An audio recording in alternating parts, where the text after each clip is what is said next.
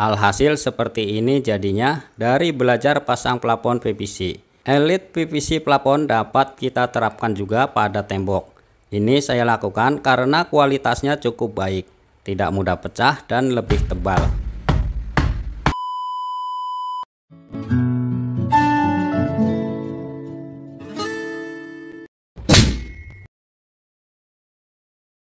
Assalamualaikum warahmatullahi wabarakatuh dan terima kasih. Kali ini saya akan berbagi untuk bertukar pengalaman cara pemasangan plafon PVC. Untuk media yang akan saya pasang adalah ruangan seluas 17,5 meter persegi dengan ukuran panjang 5 meter kali lebar 3,5 meter dengan dak beton sebagai atap dan terdapat talang yang dibuat lebih rendah dari dak betonnya. Langkah awal yang harus dilakukan adalah mengukur luas ruangan yang akan kita pasang untuk menentukan bentuk atau desain plafon serta kebutuhan jumlah material yang diperlukan. Dari gambaran tersebut, maka kita bisa order sesuai kebutuhannya. Untuk plafon di sini saya gunakan Elite PVC plafon motif kayu dengan kode E043WM. Penjelasan lengkap mengenai Elite PVC plafon, tonton videonya sampai akhir. Karena media pasangnya adalah dak beton, maka kita siapkan suspension rod dan aksesoris lainnya untuk gantungan. Atau teman-teman bisa menggunakan holo dengan paku beton sebagai alternatif. Sebelum memasang rangka holonya, kita tentukan dahulu garis pembagian desain plafon yang diinginkan untuk pemasangan angle clip pada permukaan beton. Untuk mempermudah pemasangannya, kita gunakan ramset gun. Mengenai perkakas dan power tool yang saya gunakan, bisa cek deskripsi untuk link pembeliannya.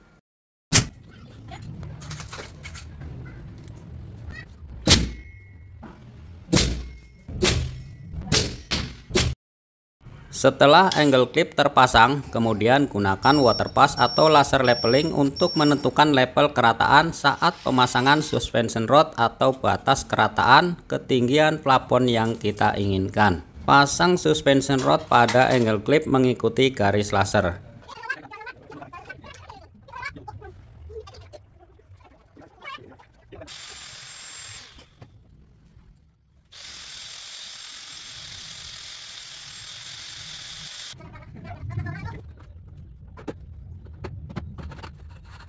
Kemudian kita pasang holonya menggunakan U-clamp dengan mur sebagai pengikat holo pada suspension rod atau gantungan rangka holonya.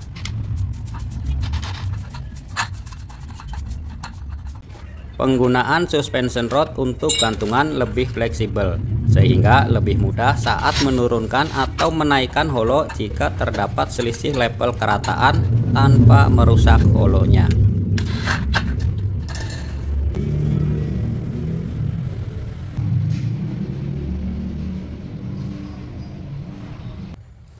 Pemasangan rangka holo pada tembok kita bisa langsung memakunya menggunakan paku beton atau bisa gunakan angle clip dengan ramset gun.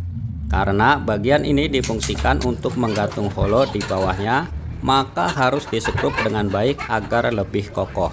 Untuk holo gantungan kita bisa pasang dengan jarak 60 cm dan gunakan holo size full 4 cm x 2 cm dengan ketebalan 0,5 mm agar rangka holo kokoh dan dapat diinjak jika pemasangan plafon pada ruang tanpa dak atau bebas untuk aktivitas pengerjaan atau perawatan instalasi listrik serta hal lainnya.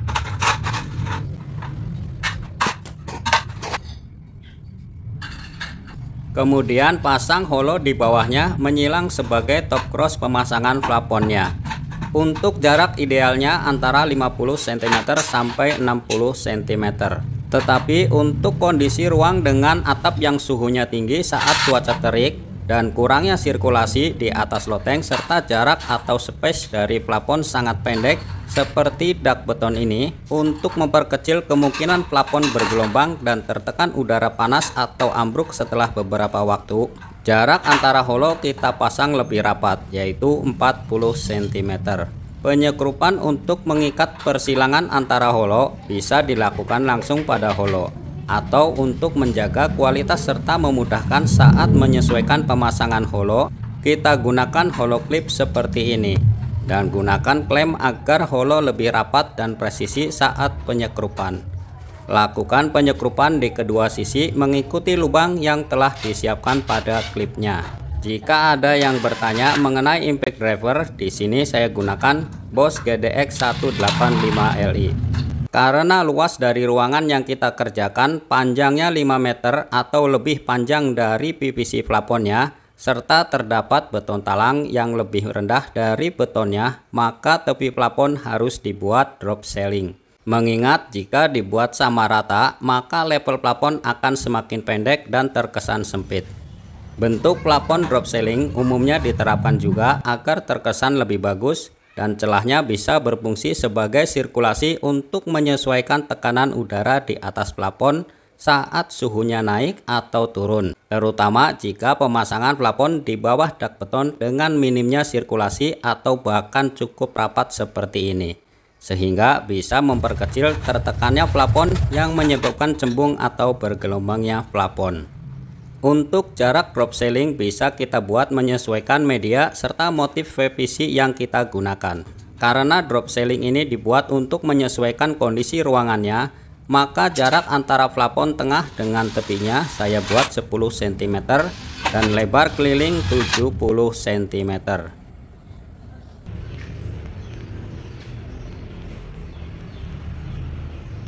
Selanjutnya kita siapkan plafon PVC-nya. Plafon PVC yang akan saya pasang merek Elite PVC Plafon, yang sebelumnya saya telah meminta beberapa sampel untuk memilih motif dan jenisnya, terutama mengenai kualitasnya. Setelah melihat ketebalan serta motif yang cocok, saya tes dengan menginjak dan melompat di atasnya. Elite PVC Plafon cukup keras dan berkualitas. Sebagai tambahan info, plafon PVC dan tembok rumah dari PVC mulai dikembangkan di Eropa pada tahun 1970-an. Di era globalisasi pada tahun 2000-an, banyak produksi atau teknologi yang masuk ke Indonesia. Di antaranya, bahan plafon dan tembok PVC yang tersebar di beberapa kota besar dalam negeri. Keunggulan plafon PVC di antaranya tidak mudah merambat api, tahan rayap, tahan air, ekonomis, knockdown, mudah pemasangannya, lebih dingin, serta banyak motif dan warnanya. Untuk memastikan apakah produk yang dikirimkan asli dan memiliki kualitas yang sama dengan sampelnya, saya cek salah satu bagian tepi belakangnya. Karena originalitas Elite Plafon ada logo stikernya seperti ini. Dan saya lakukan tes serupa seperti pada sampelnya untuk meyakinkan bahwa produk yang saya terima benar-benar berkualitas. Tak hanya itu, saya juga lakukan tes lenturnya seperti ini untuk memastikan keamanan atau tidak mudah patah saat mengangkat atau mengerjakannya. Pemasangan Elite PVC Plafon cukup mudah. Yang penting untuk awal pemasangan, tepinya tidak terbalik atau tepi yang berlubang untuk trap atau sambungan kita posisikan di depan baris pemasangan berikutnya.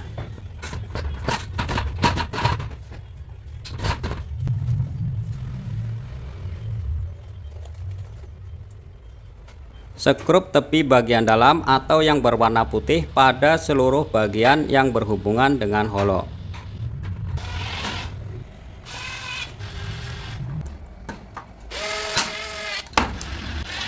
Pasang lembaran PVC dengan posisi yang sama seperti sebelumnya dan masukkan tepinya pada trap lembaran yang telah terpasang. Bedanya kita hanya menyekrup satu bagian tepinya. Dan demikian juga untuk pemasangan lembaran berikutnya. Untuk mempermudah pemasangan lampu, kita bisa lakukan saat pemasangan lembaran PVC pada posisi titik lampu. Jadi bisa sekalian pasang lampunya.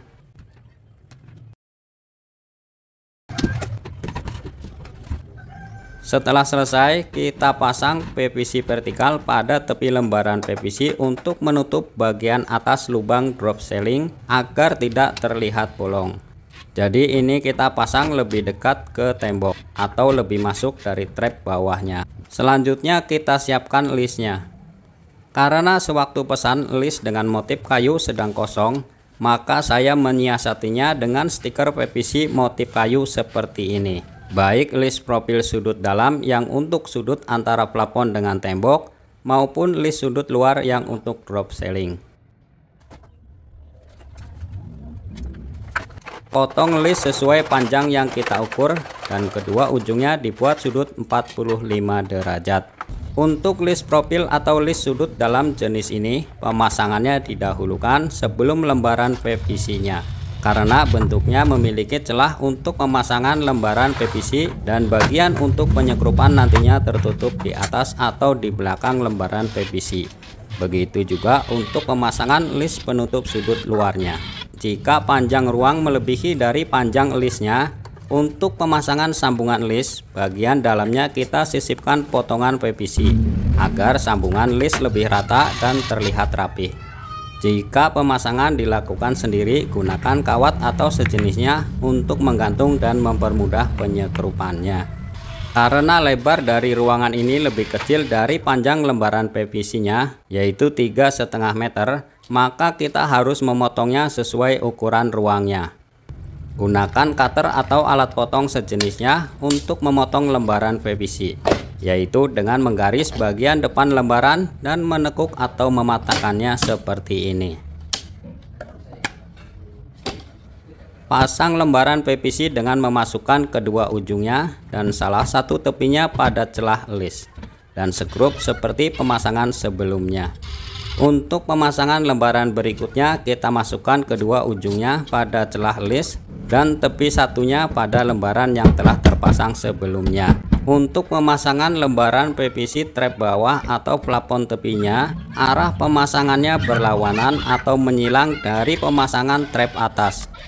Untuk pemasangan lembaran PVC yang pendek seperti ini, pemotongannya kita kurangi 1,5 cm dan pemasangannya kita masukkan terlebih dahulu pada list sudut tembok, kemudian tarik masuk ke dalam list tepi. Karena kedalaman celah dari list sudut tembok umumnya 3 cm lebih, maka pengurangan panjang 1,5 cm pada lembaran PVC aman dan tidak menjadikannya celah. Skrup seluruh tepi lembaran PVC agar lebih kokoh dan tidak mudah terlepas.